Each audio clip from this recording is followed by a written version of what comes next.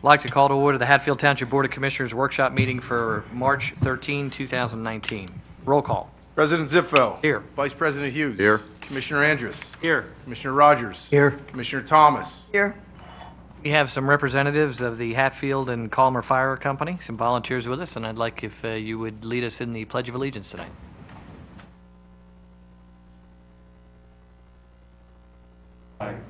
United States of America.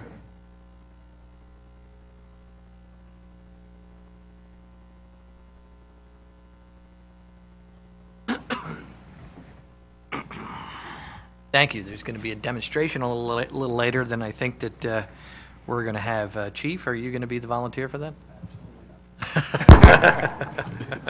You'd have to shave if you want to put the mask on. All right. Is there a motion for approval of tonight's agenda? So moved. Motion by Commissioner Rogers, second by Commissioner Andrus. All in favor of approving tonight's agenda, say aye. Aye. Opposed? Hearing none, that is approved, and we can move forward. Citizens' comments. Are there any citizens' comments on agenda items? All right, not seeing anyone run to the podium, we will move to our consent items. Is there a motion to move into the record the consent items listed in your agenda? So moved. Motion by Commissioner Rogers. Second by Commissioner Andrus. Those items are the police report for the month of February, Calmer Fire Company monthly report for the month of February, the HTMA monthly budget report for January 2019, the HTMA meeting minutes for January 8, 2019, the North Penn Water Authority minutes for January 22nd, 2019, and the Park and Rec Board meeting minutes of February 4, 2019. With that, I'll call the question. All in favor of moving those into the record, say aye. Aye. Aye. Opposed? Hearing none, those are moved into the record. All right, we have a special item, which is a demonstration of the new fire packs, new firefighter air packs from Hatfield and Calmer. I'm not sure who is going to come up and show us.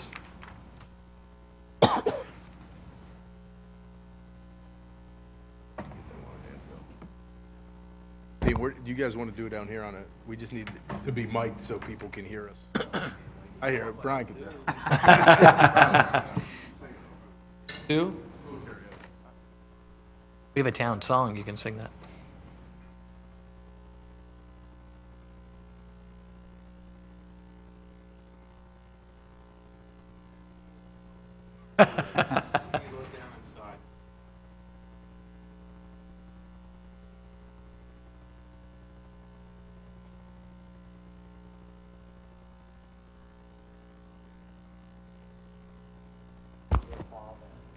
Oh, this way. Yeah. That's an improvement on there. Yeah. Explain what that is, Brian, into the mic. So what we're looking at here is a 3M Scott Safety Air Pack X3. It's an air pack that's worn currently by the city of Philadelphia. It's a 5,500 PSI cylinder on the back, a 45-minute duration. It allows us to go into a building and operate for approximately 30 to 35 minutes inside.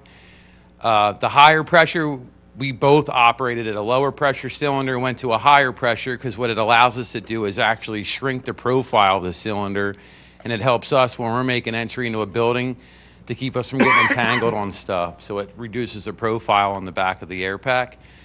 The thermal imaging mask that I'm passing around, currently both departments are currently running that device. Instead of us having a handheld device, they're very expensive, up to $10,000, $12,000 for the handheld device. This particular unit costs about $2,000, and it allows each of the firefighters that are on an interior hose line crew, on a water line crew, to have that mask on him. That way he can instantly see where the fire's at in a room just by looking. He doesn't have to hold anything else other than the hose line. And it also assists us with doing rescues and stuff. So currently Hatfield Fire Company, I believe, you have 9 of those. Calmer right now has 2. We're looking to purchase more when our SCBA come in later this year. So Calmer was running a Scott air pack previously. Hatfield was running an MSA. They were wearing a competitor's air pack. So from a interoperability standpoint, if a firefighter went down in a fire, we were not able to establish an airline to them from our air packs. So they are Scott, I think Hatfield or Colmar is going to stay with Scott, which will then make both departments actually compatible for rescue situations for one another without having to remove the mask during a fire or an emergency. Now we can do that with this extended airline, so we both can share air and then be compatible. It also makes all of us compatible with Lansdale, Montgomery Township, Hilltown. The list goes on. Yeah. So most of the area departments now are all running the same product so that we're all compatible on a fire ground for firefighter safety. Questions? How heavy is the pack? Pack weighs approximately 22 pounds. Like composite, the bottle? The bottle is a carbon wrap with a aluminum liner inside of it, but it's carbon wrapped. The cylinder itself is a 15-year operational life. The air pack, you can get about the same 15 to 20 years out of it. So, and then that cylinder's tested every 5 years. What he actually has on here.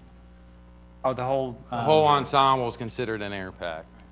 So it takes 5,500 PSI and it drops it down to approximately 140 PSI for you to breathe.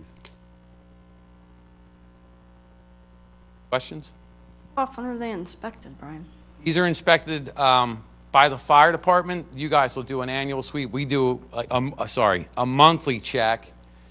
If we go out on to a call and come back, they're cleaned and put back into service and checked. And then they're service tested once a year according to NFPA. And then that goes through and checks the functionality of all the pneumatics, check batteries and all that stuff. So they're done on an annual basis. But us as fire departments, we do it either on a monthly basis, weekly, sometimes a daily basis, depending on what our call volume is. Oh, so something new that occurred in 2013 is data logging.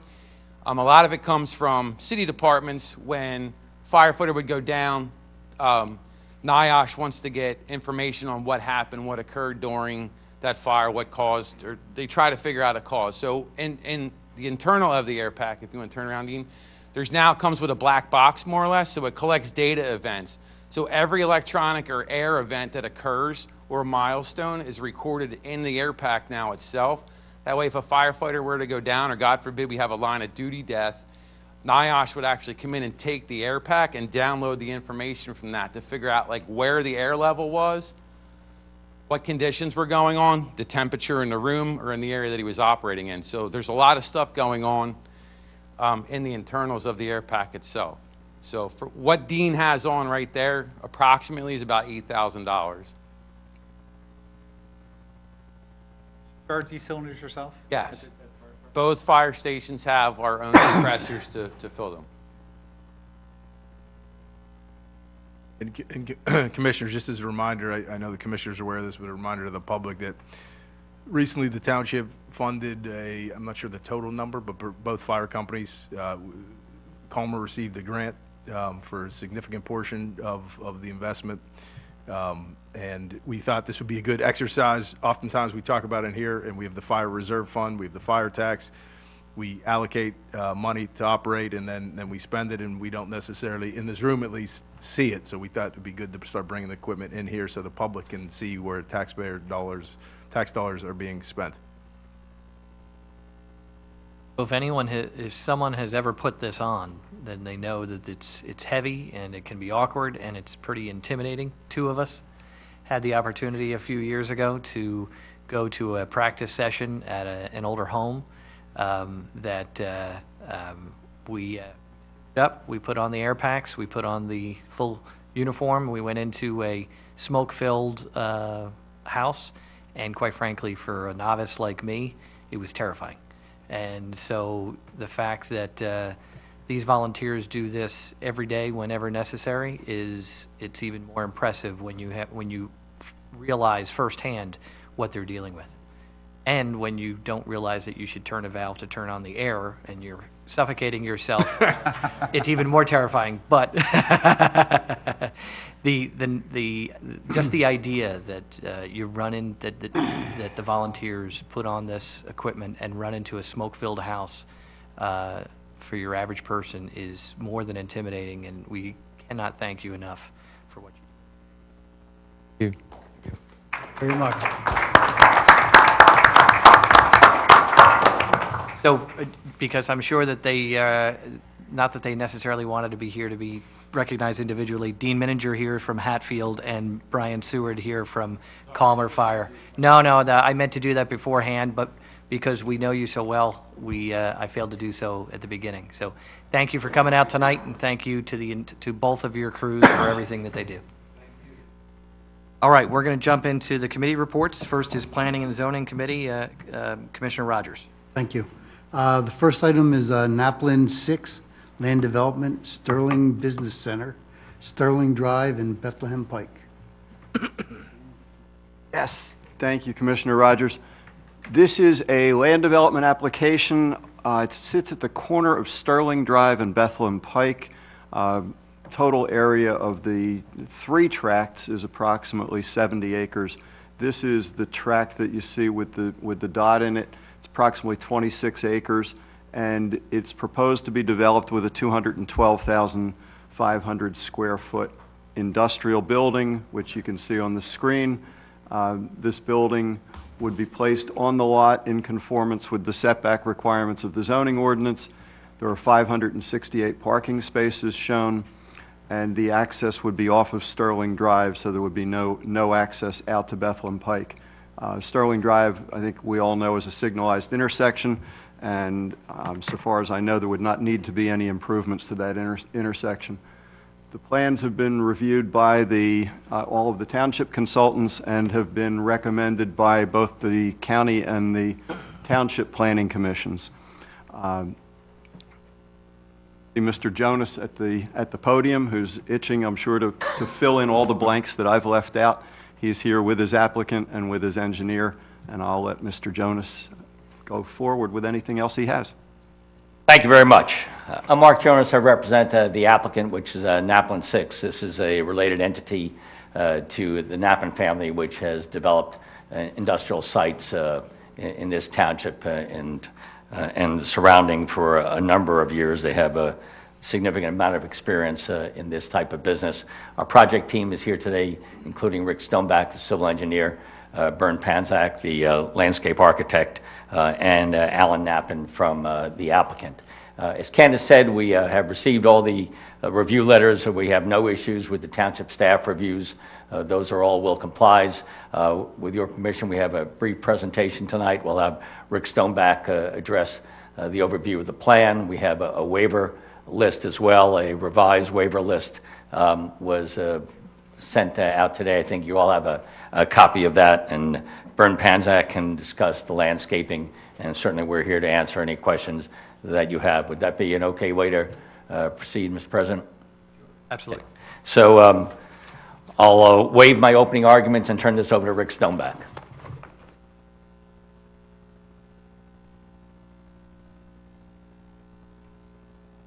I think the plan is pretty easy to interpret. It's 212,000 square foot building, demised, thinking there will be 4 tenants and roughly 50,000 square foot each, and parking in the front, loading in the rear, truck access in the rear, and access in the front for the parking, and the pedestrian access coming down the sidewalk, entering the front. It's all public utilities, public water, public sewer. Storm sewer system's pretty involved. It has 2 very large, complex basins, rear parking area, and then the Little Neshaminy Creek. I think it's what you see is what you get, and with the Knappen family that I've worked for 25 years, it's going to be a good project for you, for all of us. Mr. President, typically staff will draft a resolution and incorporate the waivers requested by an applicant. We present that to the applicant for their review and approval and present it to the board usually 2 weeks from tonight after we move past this initial presentation. I don't see anything abnormal about this application relative to everything else that we've seen and reviewed by this board. Any other folks to speak or do presentation tonight? Well, I think The only other person who you may want to hear from is the landscape architect, which is Bernd Panzak. I think his input would be more closely related to some of the waivers that are being requested. Any questions or comments from the commissioners or residents? Do you have anything lined up for those, any tenants lined up for that yet? I'll defer to Alan Knappen. Alan Knappen from Knappen Associates. No, we don't have any specific tenants. There's a lot of activity in the marketplace right now, though. We have been what I consider called soft marketing it, just letting the Berkowitz community know we intend on constructing the building in Hatfield Township. Like I said, there is a lot of demand. We presently, in the area from Montgomery Township up to Milford Township and over in Bucks County, in New Britain, and also in Warminster, we have about 3.3 million square feet. Of that 3.3 million, we only have 2 buildings available that total about 50,000. There's a lot of demand in the marketplace, so I don't see this sitting very long once we have the building under construction and can deliver a completion date. What we can't do is we can't pre-lease it without having a completion date. And normally what we do in our business is everything is put up on a speculative basis. It's kind of like build it and they will come. All right. Any other questions? Oh, yes.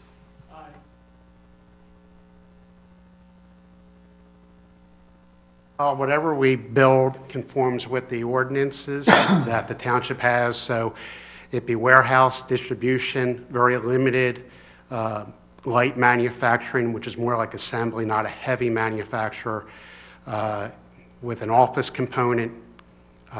Normally we build our buildings with about 10% office, and the rest is the warehouse use, which is, like I said, warehouse, distribution, and manufacturing.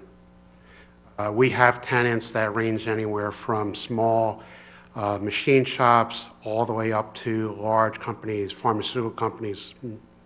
Like McNeil Pharmaceutical used to be one of our largest tenants. Teva Pharmaceutical is one of our tenants.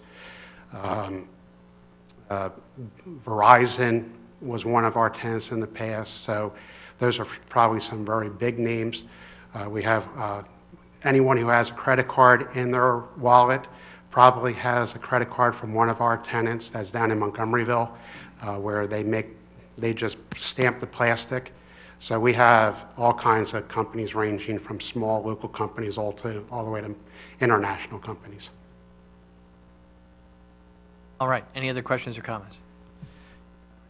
None, then I think we will take the advice that we've just received, which is unless somebody tells me that there's a strong opposition, we will move this to our next meeting 2 weeks from now, 2 weeks from tonight. Anything else? No, that's it.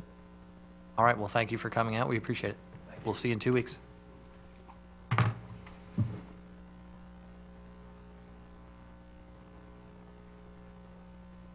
Okay, the second item for tonight is the Advanced Living Durstein Run Phase 3, land development on Durstein Road. Yes, thank you, Commissioner Rogers. This is the third of 4 phases for the Durstein Run project. It's located on Durstein Road, just shy of the border with Telemenson Township. The total area of the site is approximately 28 acres. The first 2 phases contain 120 units, and the third phase will contain 60 new units. There will be 1 phase remaining between Phase 3 and Allentown Road. Phase 3 will involve just the extension of, actually the loop road is already in place, and the emergency access is in place to Allentown Road. So really it'll just be a conversion of the emergency access to a construction access off of Allentown Road, and then construction of the building and the associated stormwater management. Again, this project has received a recommendation for approval by both the local planning commission and the county planning commission. Andy Freemuth is here for the applicant, along with Bill Brown from Advanced Living and Bob Jordan from the engineering firm that prepared the plans. So if the board has any questions, I'm sure one of those three could help. It's a similar situation where we would prepare a resolution between now and next meeting, incorporating all the comments from the township consultants and any waivers requested. Nothing unusual about this application. It's a third phase of a project we've seen on a number of occasions, so I would recommend it go forward. Questions from anyone up on the dais? Residents, any questions? Third phase, is the stone farmhouse going to remain, or is that? It'll remain. That's a good sign. Yeah, the plan never contemplated removing the farmhouse. The farmhouse will stay.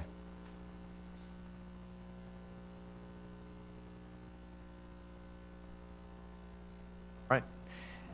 Hearing no other questions or comments, then we will move this to our meeting 2 weeks from tonight. Thank you for coming out, and we will see you then.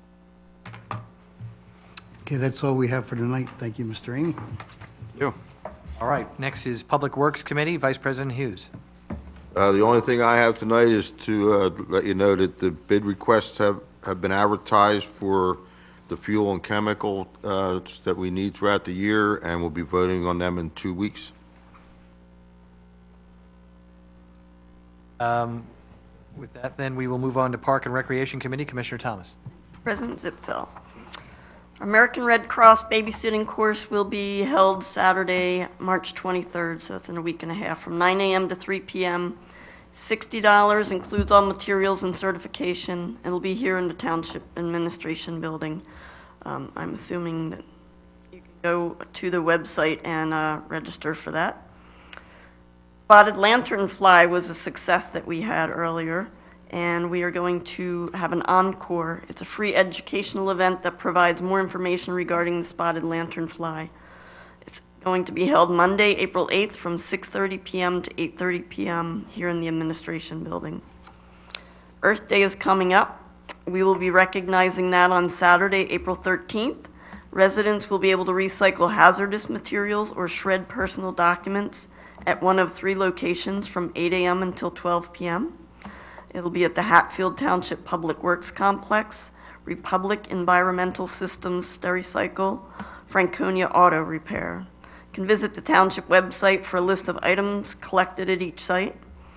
And if you're interested in volunteering to help with this year's Earth Day project, you can register by calling 215-855-0900 and ask for extension 126.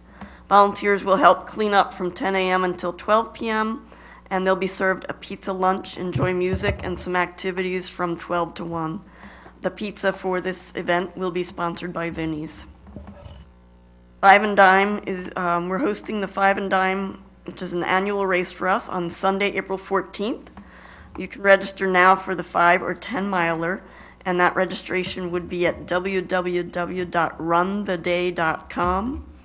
It features a flat course, on-site parking, a tech or cotton shirt, music, and more. And if anyone's interested in volunteering on race day, you can contact Ashley Brody at hatfield.org. Ready, Set, Medicare. It's a free educational event specifically designed to provide you with information you need to make informed decisions about your health care coverage. That will be on Thursday, April 25th from 6:30 p.m. to 8 p.m.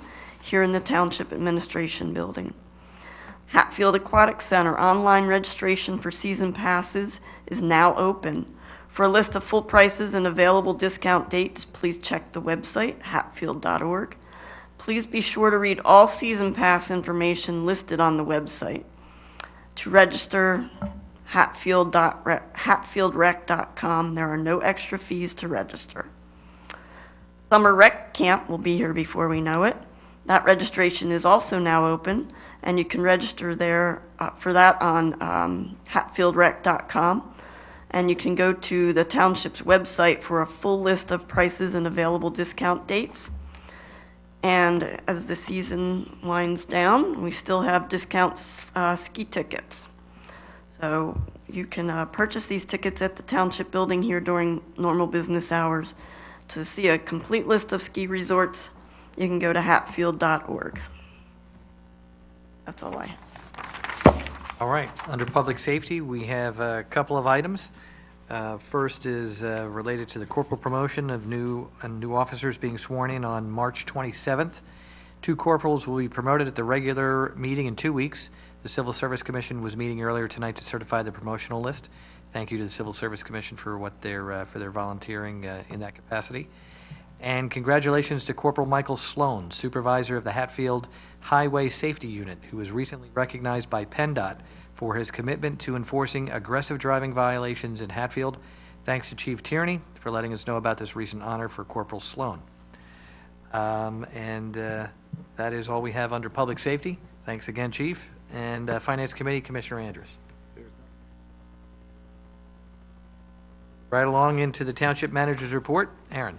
Thank you, Mr. President. I have a few updates on some of the more visible and more talked about projects that we are working our way through, just so the commissioners and public know where we are on each one of these, since there is a lot of interest in the 4 items. So Cowpath and Revilla,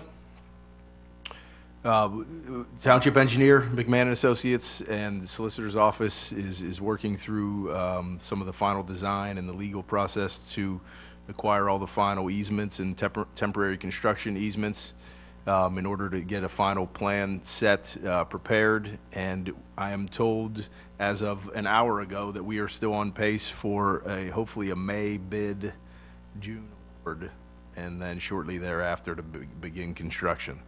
So we are doing our very best to meet that time frame, and hopefully we'll still have that project completed by the end of this year. And we are still shooting for that. Obviously weather dependent, and there's a lot of small details that need to be ironed out before we get to that point, but we are working diligently to accomplish that. Second update, which is the Fricks Trail, which we've talked about for quite a chunk of time in this room. We are doing our best to build a trail despite what Mother Nature has provided. Public Works has had a little small window of opportunity last month, and we're able to build roughly 850 feet of the trail off of Sterling Drive that you see there on the projector. Once we reached that point, it became just too wet to work, and so they had to pull the equipment out. It was getting stuck, like everyone's backyard in Hatfield and everywhere else in this area, so it just became too difficult. We're hoping if we get a little dry spell, we'll be able to get back in there and complete it.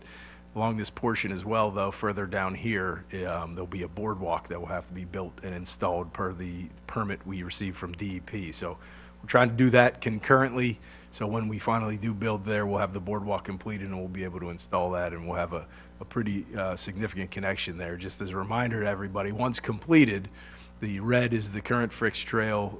The blue will be the new constructed Fricks Trail, but it will connect them with the Chestnut Street Trail. And once done, and hopefully that is this year, we will have a roughly 5 to 6 mile continuous loop of paved trail throughout the township, which is pretty significant and not easy to accomplish, which we played that over the years. Which you also use this trail to connect to the Liberty Bell Trail in Hatfield Borough, and then hopefully then a Liberty Bell connection as well in Hatfield Township that we'll be talking about over the next few years as we seek funding for the design and then seek funding for the construction of that. We would have, once completed, a really significant and extensive trail network here in Hatfield, which I know is popular among a lot of the residents that provide feedback and would just add to the quality of life here in the community. So moving along. If it's dry, we'll get this done. If it was dry, it would be done. But we're doing the best we can. Another project that we haven't talked about for a while. I know Commissioner Andrus asked for updates hourly on this project because he's been very interested and promoted and supported the application for the grant years ago. 2016, Hatfield received about $1 million to synchronize the 11 traffic signals on the Route 463 corridor from Welsh on 40 Foot all the way to Line Street when you get to the Montgomery border. And since 2016, we have been working our way through a very complicated process of approvals through PennDOT and the federal government. This money is primarily through the federal government. The grant was called CMAQ, which is Congestion Mitigation and Air Quality. By reducing the congestion on 463, we're reducing the impact of the environment and the emissions. So it was the environmental impact was the reason we were given the funding. So where we are with this is, I am told, similar time frame as Calpath or Villa, May time frame, we should be in a position to bid this project finally, and then hopefully construction this summer as we make a fiber connection between all of these signals, and these signals will be able to communicate with each other. They'll be able to communicate through a web-based software with our traffic engineer with PennDOT, and all of these signals will be synchronized and will move traffic more efficiently through this very, very busy corridor. So we haven't talked about it in a while, but it's important now. It's coming along, and we hope. Route 309 was recently synchronized, and the feedback I've received that it did make a difference. So we hope to see the same benefit here on our busy roads. That's coming here in a few months as well. And just the last update, commissioners and public, is the 2019 road program. Public Works Committee met a few weeks ago, and we'll be discussing it more at length in the April workshop. We'll list the roads that will be paved in 2019, and we'll recap the roads that have been paved in prior years. Just as a reminder, the board funds over $700,000 now annually to pave roads in Hatfield, and have been doing so for several years. And I think as you drive our town in Hatfield, compared to many other towns, you can see that investment clearly throughout this community. So we'll talk more about that in April, about which roads are being fixed in 2019. That's all I have, commissioners. All right, good stuff, though. Solicitor's report. Nothing to report. Hear from the solicitor. No problems, no concerns. Citizens' comments. All right, seeing none before we adjourn, I need to announce that the board is going to meet in executive session to discuss personnel. And with that, I will entertain a motion to adjourn. Motion by Commissioner Andrews. Second by Commissioner Rogers. All in favor of adjournment, say aye. Aye. Opposed? Hearing none, we are adjourned. Thanks for coming out, folks.